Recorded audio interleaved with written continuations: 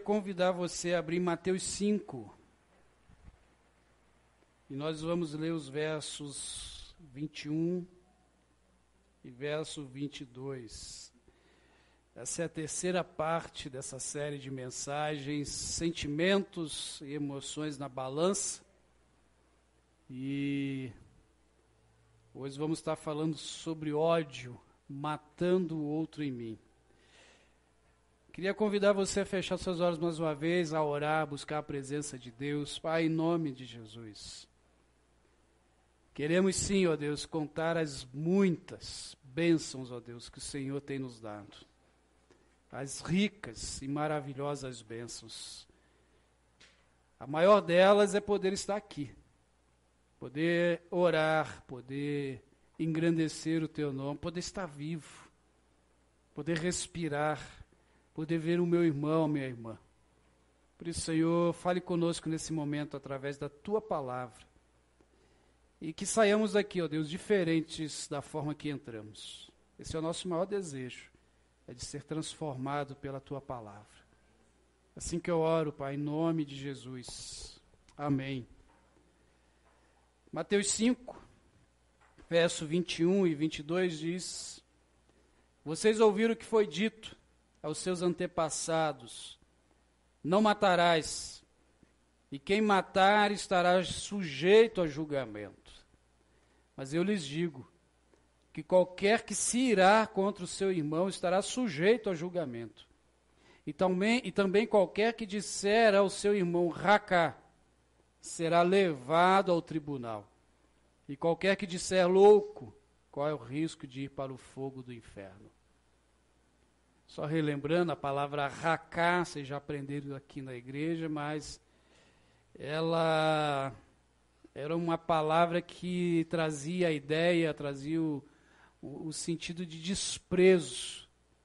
Alguns comentaristas dizem que o jeito de falar essa palavra era o mesmo som de quando você está com a garganta inflamada, cheia de catarro. Lembra o que você faz? Para expulsar, expelir o catarro, é isso aí mesmo. Era esse sentido. E era uma ofensa. Nós estamos aí durante essas semanas, esses domingos, falando sobre esses sentimentos. Eu não sei se eu acerto a música ou acerto o microfone, né? E que surgiram durante a pandemia, e não só na pandemia. São sentimentos e emoções que às vezes afloram na nossa vida. Além de medo, além de ansiedade, que muitos sentiram nesse tempo pandêmico, agora está diminuindo um pouco, mas nem tanto. Nós vimos aí outros sentimentos, outras emoções. A gente falou, a primeira delas foi o medo. Talvez essa tenha sido a campeã nesse tempo de pandemia. Falamos um pouquinho sobre a inveja, que foi na última mensagem, que surgiu aí esse sentimento onde as pessoas, que principalmente nós que somos mais pobres, olhávamos para os mais ricos e tínhamos inveja, que parecia que eles não pegavam a doença, mas a gente sabe que não é bem assim. E aí a gente começava a olhar a grama do vizinho. Esse é um sentimento que a gente carrega, na verdade, diariamente. A inveja, um sentimento que a grama do vizinho é mais verde. E a gente vai vendo aí as perdas durante essa pandemia, durante a nossa vida, e a gente vai tendo uma sensação de, parece, ausência de Deus, e que Deus parece que está incapaz de trazer solução, e esses sentimentos, essas emoções vão aflorando em nossa vida. E hoje eu quero falar sobre o ódio, que dos tempos para cá tem aumentado. E o ódio, esse sentimento, ele vem da emoção da raiva. A emoção raiva gera o ódio. E isso é uma falta de controle, um domínio próprio das pessoas. Nós podemos constatar esse ódio, essa raiva, por exemplo, com o aumento da violência doméstica. Os feminicídios, as pessoas mais estressadas no trânsito, as palavras de ódio nas redes sociais. Quantas palavras de ódio em redes sociais, nas famílias. Quantas pessoas se deixando levar pelas famosas fake news. E ali tendo ódio, brigando. Eu queria que você, antes de, não coloca agora não, João Vitor, mas que olhasse umas fotos que eu vou colocar aqui. Não se escandalizem, tá, irmãos, com as fotos. Mas olha essa primeira foto. Pode colocar, João.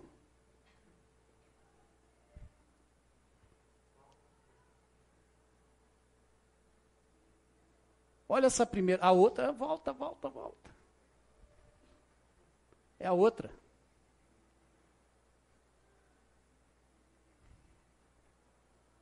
Aí, deixa aí. Olha essa foto, irmãos. Que coisa horrível. Para quem não sabe, esse é o, não lembro o nome dele, mas é o príncipe da Inglaterra. William. O William. Vamos imaginar nessa foto, e de repente sai a notícia, príncipe William briga com jornalistas e os ofende, dando o dedo do meio. Não é isso que você está vendo? Irmãos, as mentiras que geram ódio acontecem justamente quando nós olhamos fotos, mensagens, quando a gente acha que ouviu algo e começa a divulgar, começa a falar, sem ir realmente à fonte e saber se é verdade. Porque olha a segunda foto. Na verdade, você já viu, né?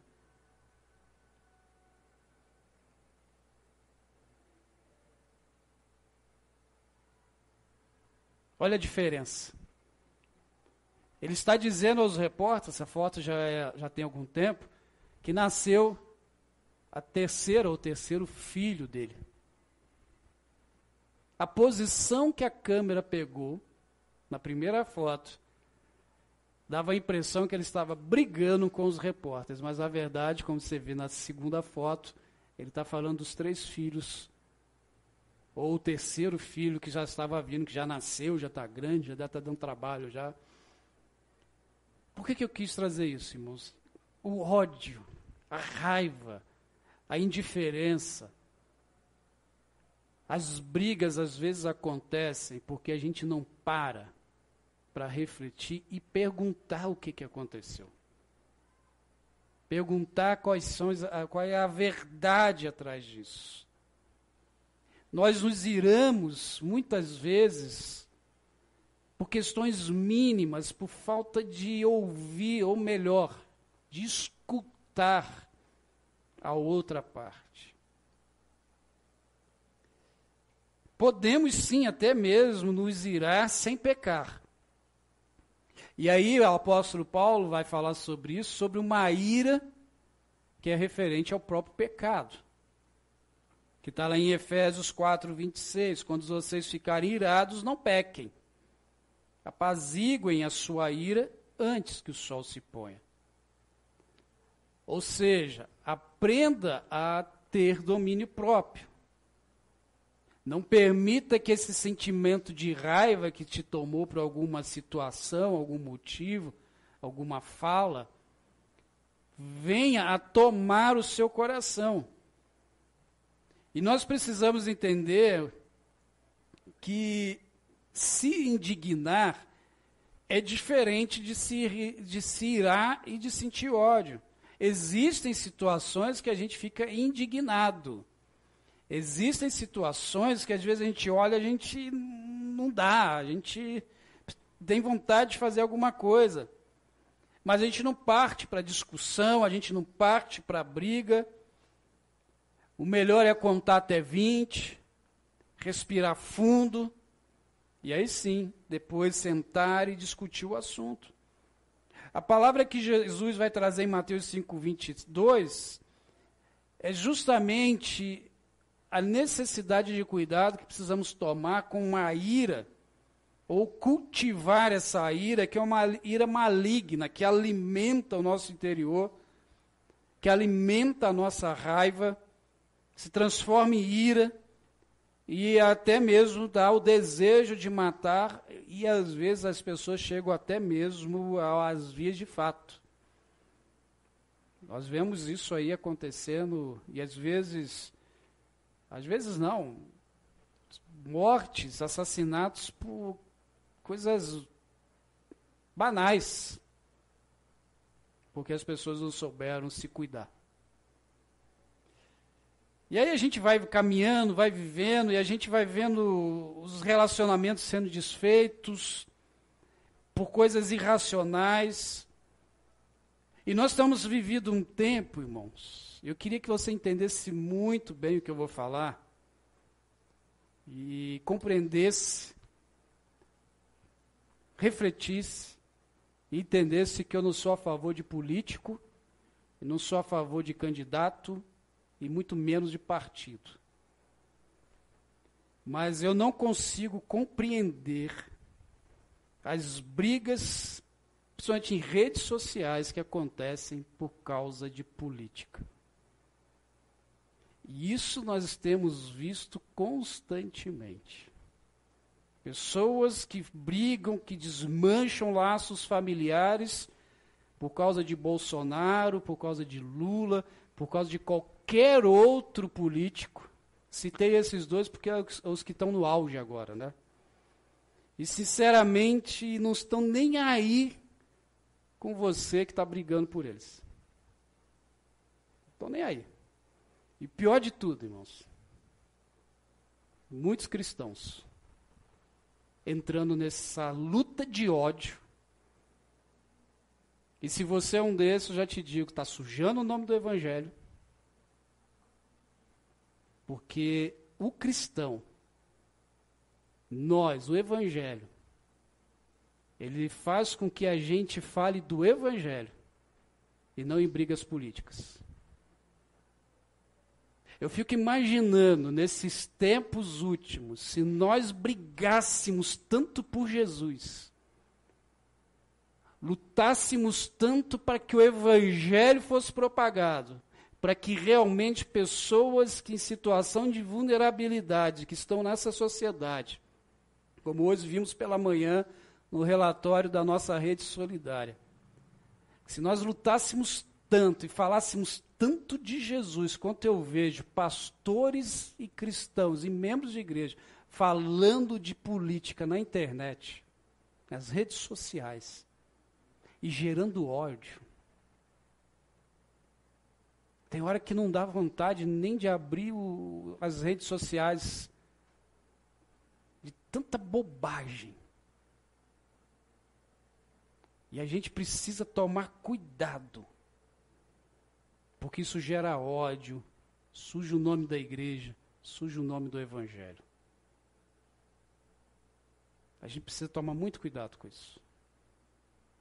E esse sentimento tem sido gerado na sociedade. Irmãos, eu converso com muitas pessoas, principalmente na faculdade e aonde a gente passa, que não são cristãs. E a gente ouve o que eles estão pensando da igreja. Igreja de forma geral. Por causa dessas coisas que têm sido gerado. E a gente não para pensar, porque a gente faz igual aquela foto, a gente fica só com a primeira. E não ouve ou não vê a outra parte. Nesse sentido, irmãos, a gente precisa entender que na igreja, e agora você se escandaliza de verdade, na igreja, Lula, Bolsonaro ou qualquer outro político, eles são iguais. Eles são nivelados ao mesmo patamar. São iguais. Nesse sentido, irmãos, o Senhor da igreja, quando olha para eles, se não se arrependerem, são pecadores. E se arrependerem, são pecadores arrependidos como nós. E como igreja, a nossa função é anunciar o Evangelho de Jesus. Essa é a função nossa como igreja. Não é gerar ódio, mas é gerar alegria. Levar a esperança.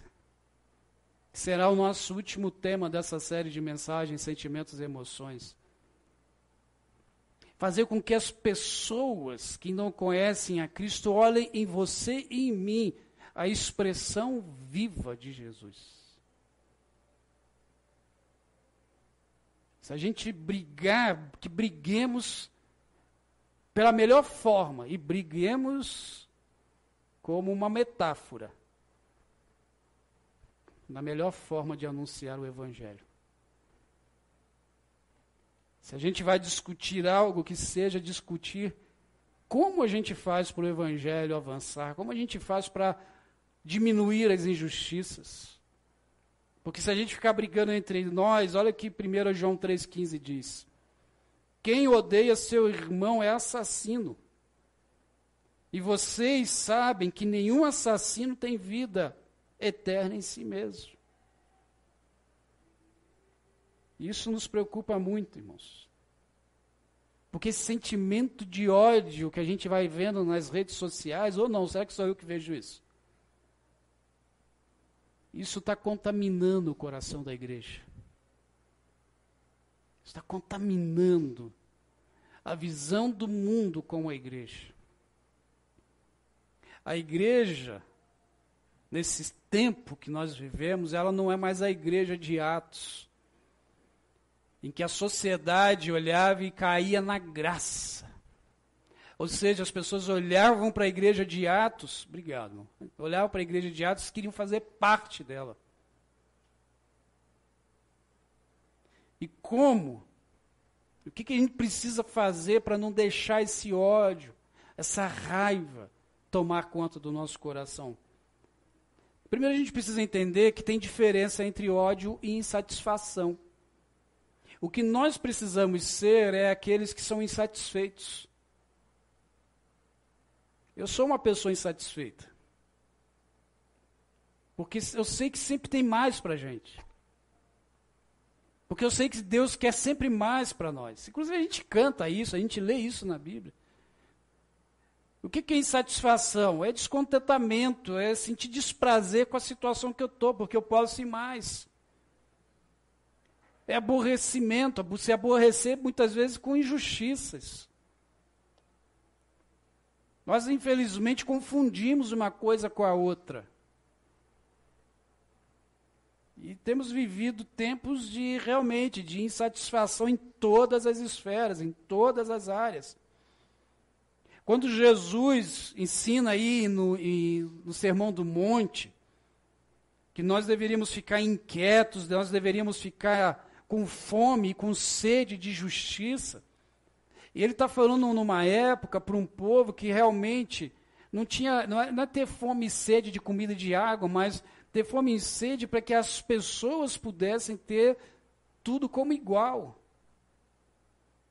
Porque não muito diferente do nosso tempo hoje, mas nos tempos de Jesus era pior. As pessoas passavam realmente fome, tinham poucos recursos. E Jesus olha para os seus discípulos, ensinando lá no Sermão do Monte, que eles deveriam olhar para essas pessoas e deveriam sim sentir fome e sede. E nesse sentido, as pessoas tinham que tomar algumas posições. A primeira delas era orar. Buscar em Deus solução. Buscar em Deus momento. Buscar recursos também apropriados para isso. Ver como que poderiam solucionar os problemas. O pastor John Stott, ele escreveu o seguinte, que a justiça bíblica, ela tem 3 aspectos: o legal, moral e o social. A justiça legal do Evangelho é a nossa justificação, é o nosso relacionamento com Deus. Nós já recebemos por Cristo Jesus a sua justiça, nós somos chamados de filhos, mas a gente não para por aí, porque ele nos ensina que agora temos que ter uma justiça moral, que é a nossa conduta com o Evangelho, é a nossa conduta com essa justiça interior, que nos remete, nos move a ter motivações, ou seja, a partir do momento que eu estou em Cristo, eu preciso praticar essa justiça. E aí entra a justiça social, que além da libertação do homem, da opressão do pecado, das maldades do pecado, precisamos também promover as questões civis, sociais, levar integridade para os homens, para as pessoas. E aí você talvez possa pensar assim, mas pastor, a gente vai ficar limitando o evangelho a questões sociais? E aí a gente vai para a carta de Tiago, que Tiago vai dizer para os cristãos o seguinte, tá, principalmente para os religiosos, tá, mostra a tua fé, sem obras, que eu mostro a minha fé, através das obras. Irmãos, como igreja, nós precisamos estar atentos ao movimento ao nosso redor. Nós precisamos estar atentos às formas de levar solução para as pessoas. Talvez você pense assim, mas pastor, como que eu faço isso? Como que eu fico insatisfeito com os problemas sociais? Não é indo para a mídia. Não é indo para redes sociais, porque, infelizmente, irmão, sou bem sincero, eu falo isso lá em casa. Hoje nós vivemos um movimento de insatisfação de rede social e pronto, mas ninguém vai para onde deve ir. Ninguém vai nas fontes, ninguém corre atrás, ninguém se junta. Nós podemos ter os contatos. Eu brinco com a Paula que tem não vou falar o nome, mas você já sabe que eu vivo falando dele, que eu cobro dele, que é um candidato, que é um político aqui da nossa cidade. E eu falo com ela, nossa, ele já não deve me aguentar mais, nem ele, nem o assessor dele, tanta mensagem que eu mando já para ele. Com algumas coisas que a gente fica sabendo. E por que eu faço isso? Porque já que eu votei nele, eu tenho direito de cobrar, ou não? É assim que a gente faz. Irmãos, nós não empobrecemos o evangelho com lutas sociais, de forma correta, tá? Quem veio hoje na Assembleia viu como que essa igreja está lutando por questões sociais, através da rede solidária. As ajudas a pessoas que estão em situações de vulnerabilidade, de necessidade. As ajudas que a gente vai fazendo, a gente vai tentando ali trazer um pouco de alívio para as pessoas, porque não adianta só chegar aqui e falar. Não adianta uma pessoa chegar para você ou para mim e dizer, olha, eu tenho sentido fome. E você dizer, eu vou orar por você. Vai em paz. Irmãos, oração é importante. Oração, acabei de dizer, é um dos primeiros requisitos para que a gente possa controlar a nossa insatisfação. Mas oração não enche barriga, enche o espírito. E a gente precisa orar e agir. Então, se você tem sido tomada por essa insatisfação, controle-a. Como que eu faço, pastor? Diante de tanta injustiça, transformar isso em ódio. Faça um exame no seu coração. Veja como que você está. Como que tem andado a tua espiritualidade, a tua vida com Deus? Eu quero fazer um convite para você em casa, ler o Salmo 139. A gente não vai ler ele aqui porque ele é longo. Marca aí, Salmo 139. Acho que até aparece ali. Não. Porque eu vou ler 2 versos só dele. 3. Tenho por eles ódio implacável. Considero inimigos meus. Verso 23. Sonda-me, ó Deus, e conhece o meu coração. Prova-me e conhece as minhas inquietações. Vê se há em mim alguma conduta que te ofenda e dirige-me pelo caminho eterno. Só para situar você no Salmo, o salmista ele começa a sua oração criticando, falando com Deus sobre aqueles que não o servem, um desejo de que essas pessoas morressem porque elas são corruptas, porque elas fazem coisas erradas. E ele só vai falando o erro, os defeitos do outro. E aí ele chega no final do salmo e diz: Senhor, peraí, olha para mim, olha para o meu coração, olha para os meus sentimentos, olha para aquilo que está dentro de mim, para ver se eu não sou igual a eles. Ou seja, o salmista naquele momento, ele está falando para Deus, mas ele olha para o espelho também. Ele se vê no espelho e diz: Senhor, de repente eu sou igual a eles. Como que eu lido com esse ódio para que ele não se transforme em satisfação? Eu vou conversar com Deus e pedir: Senhor, transforme-me, porque o que eu quero fazer é com que o teu evangelho, que a tua palavra avance. E nesse sentido, irmãos, essas emoções, a gente precisa aprender a fazer uma coisa muito fácil e muito difícil. Pensar antes de falar e de tomar decisões difíceis. No grego, tem duas palavras para descrever essa ira que Jesus fala, que o apóstolo Paulo fala. A primeira delas, ela traz um sentido de um fogo de palha. Aquela ira que parece um fogo de palha. Já viu palha pegando fogo? Queima rápido. Você risca o fósforo, logo pega fogo. Mas é rápido, também acaba. Essas são as pessoas que falam sem pensar. Que digitam nas redes sociais sem refletir no que isso vai dar. Recentemente, uma pessoa, ela digitou lá um negócio numa rede social, metendo a malha em uma determinada situação. E aí até a Paula falou: mas não é para você. Fala: tá, mas eu faço parte disso que ela está falando aí. Não no sentido que ela está falando, mas na sociedade eu faço parte. Eu não gostei. E eu respondi. Mandei no particular. Falei: olha, eu não concordo com a sua escrita, porque você está generalizando. Você está colocando no saco, sacudindo e dizendo: é tudo igual. E aí ela me mandou a resposta dizendo: não, mas você é diferente. Aí eu quase que mandei a réplica, a tréplica, a quádriplica, sei lá se tem mais do que isso, mas eu falei: não adianta, rede social não adianta. O que eu fiz? Eu parei para pensar antes de fazer alguma coisa. Você já falou algo sem pensar e depois se arrependeu? Não, né? Quem já fez isso? Não precisa levantar a mão, não. E aí vem o arrependimento, vem o sentimento ruim. Essa é a ira que primeiro a Bíblia traz, o grego traz. A segunda ira, e essa é perigosa, e é essa que Jesus está falando em Mateus 5, 21 e 22, que é uma ira que gera ódio. E é uma ira que, na verdade, assim, eu odeio odiando. Eu odeio seguindo odiando. Eu odeio sem parar.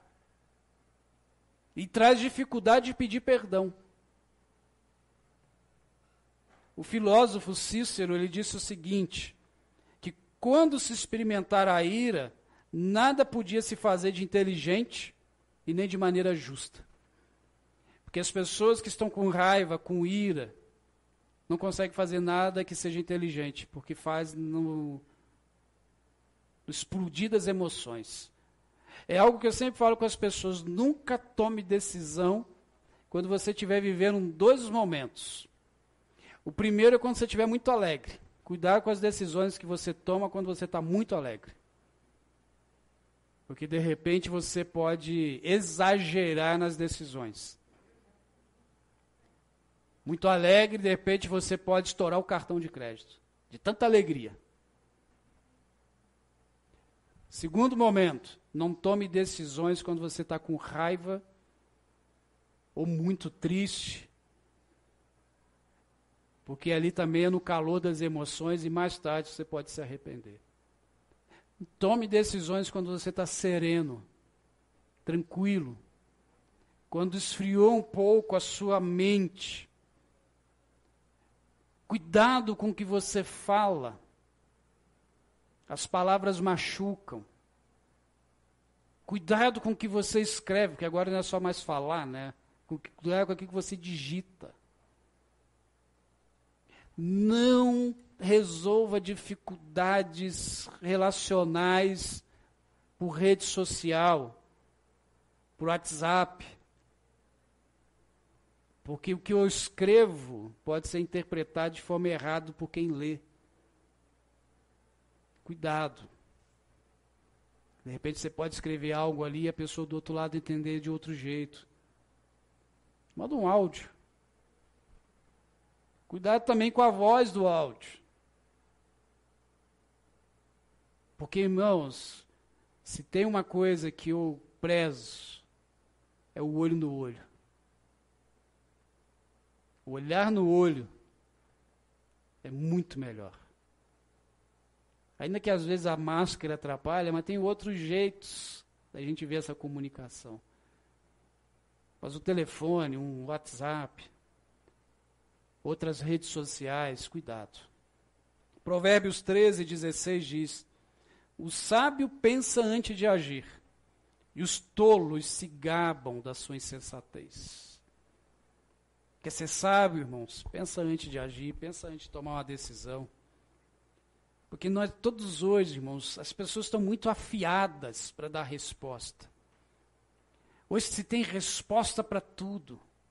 As pessoas estão muito prontas para colocar opinião, principalmente quando é opinião na vida dos outros. Muito prontas para resolver problema dos outros. Mas a gente encontra pouquíssimas pessoas prontas para escutar, para sentar um pouco e dizer: conta para mim por que você fez isso. A gente está muito acelerado e a nossa audição está defeituosa. E já disse para os irmãos, tem diferença de ouvir e de escutar. Ouvir refere-se à nossa audição, nosso sentido de ouvir. Os irmãos estão me ouvindo. Mas será que estão me escutando? Escutar já é mais profundo. Escutar é ter atenção. Os casais vão entender isso. As esposas principalmente, quer ver?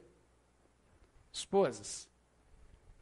Você já teve, eu vou dizer isso porque eu sei que isso já aconteceu, tá? Lá em casa. Fazer o quê, né? Eu sou casado. Mas você, esposa, já conversou algo com seu marido? Aham. Aham. Você pediu algo? Ele, aham. Passou ali uns minutos, uma hora, não sei o que você pediu. Você fez aquilo que eu te pedi? O quê? Já aconteceu lá?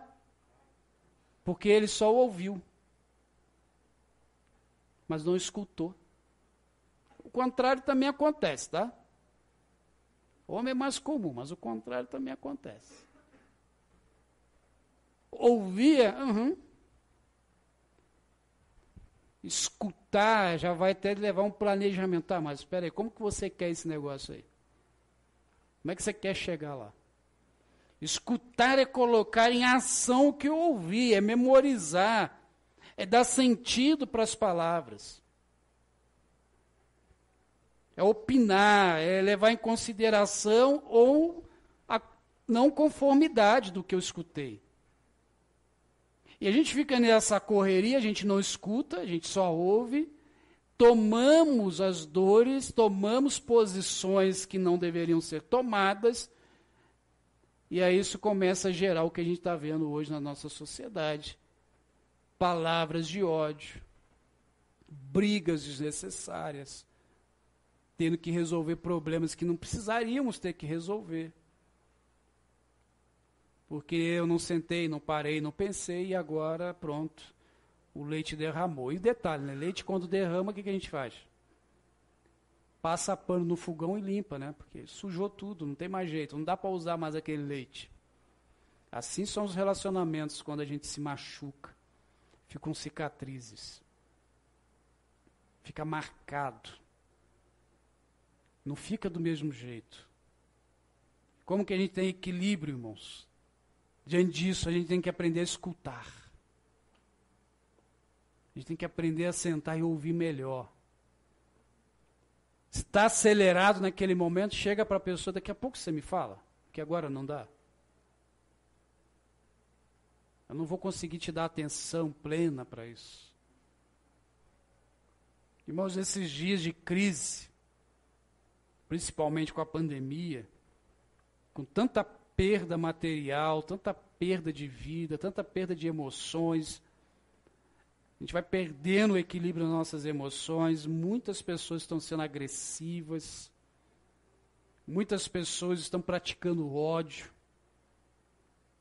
se odeia por qualquer coisa, a gente não pode falar mais nada, que a pessoa já toma as dores, as pessoas não param um pouquinho para pensar. E tudo isso é uma demonstração clara do que está lá em Mateus 24:12, do esfriamento do amor por causa da maldade. Não deixemos o nosso amor se esfriar, irmãos. Não deixemos o nosso amor ser congelado pelo ódio, pela raiva, pela insatisfação mal colocada ou mal refletida. Eu queria orar com você, por você, e te fazer um desafio. Cuide da sua rede social. Não divulgue coisas sem antes ouvir ou conhecer a outra parte. Não tome dores que possam gerar ódio, mas proclame o Evangelho. Irmãos, a solução do mundo, ou para o mundo, é Jesus Cristo. É a única solução.